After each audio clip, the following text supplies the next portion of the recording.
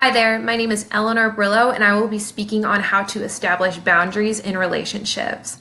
I was really excited to choose and speak more on this concept. I feel like I have a lot of experience with it, and using this in my own personal life has helped me to be professionally and emotionally successful.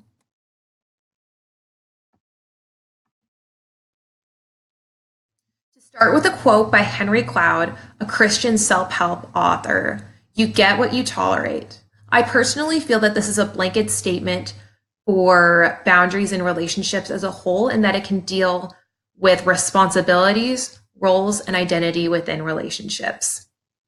In general, boundaries are the foundation of a healthy relationship. They define what a person will take responsibility for within an environment, interaction, or relationship.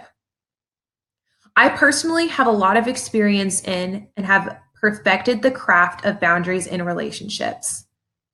I had to work on this a lot as a sensitive person who tended to lean towards people pleasing. Boundaries in my life and yours can create emotional and professional success and can be found in workplace, parental, and friendship relationships. However, are important to healthy and respectful relationships in all terms. Boundaries in workplace relationships are one of the most important. When working with a client, coworkers, or team, one must establish emotional and physical boundaries. These professional boundaries are so important because people can tend to assume a hero role in projects and cases, leading to career burnout and emotional stress within the job. One can establish these professional boundaries by explicitly communicating roles and responsibilities from the start, and then constantly verbally reinforcing them throughout the project or relationship. In general, self-disclosure must be kept at a safe level in order to maintain the professional relationship.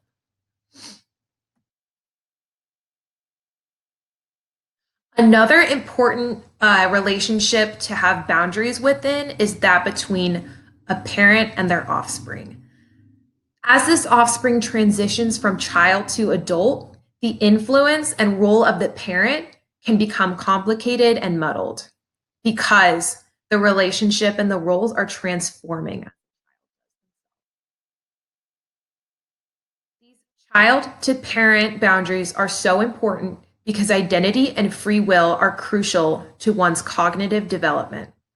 Within early childhood, the parent must explicitly communicate and teach the roles between both parties.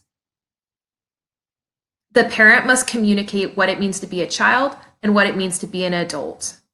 The parent should not impose or expect emotional support from a child and should be the one providing that themselves. Within adolescence, the parent should enforce what is morally right from morally wrong, however, should withdraw from judgment regarding aspects of identity and personal choice within the adolescent. Within adulthood, as the adolescent blossoms into an adult, the young adult must take responsibility for all choices, and the parent must allow the young adult to deal with the consequences of these choices.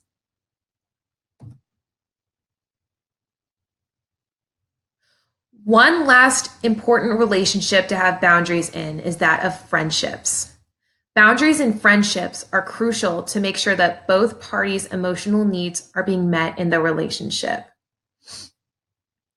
Friendship boundaries are so important because the roles of influence and social token cause for these friendships to be more susceptible to manipulation and toxicity.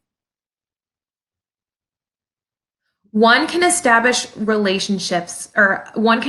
boundaries within friendships by clearly communicating intellectual, spiritual, and physical limits from the start. These can be achieved by a conversation between both parties on self concept and sticking to this within the relationship. Neither party can identify with or feel held responsible for the worldview of the other. The perspective of both parties must always be respected and celebrated. In addition to this, emotional limits and thresholds must also be clearly established and enforced. Behavior that defines a healthy relationship towards a toxic relationship must also be established from the beginning and checked throughout interactions between the two. For example, the toleration of friendly teasing versus bullying. In conclusion, boundaries are the key to emotional and professional success. Boundaries must be enforced through explicit communication, meaning a conversation in the beginning that clarifies roles, responsibilities, and limits, and must be constantly verbally reinforced throughout the project or relationship. These boundaries are key to establishing roles, responsibilities, and identity within a team, relationship, or project. Another quote by Henry Cloud that I would like to end on is, "Boundaries define us. They define what is me and what is not me.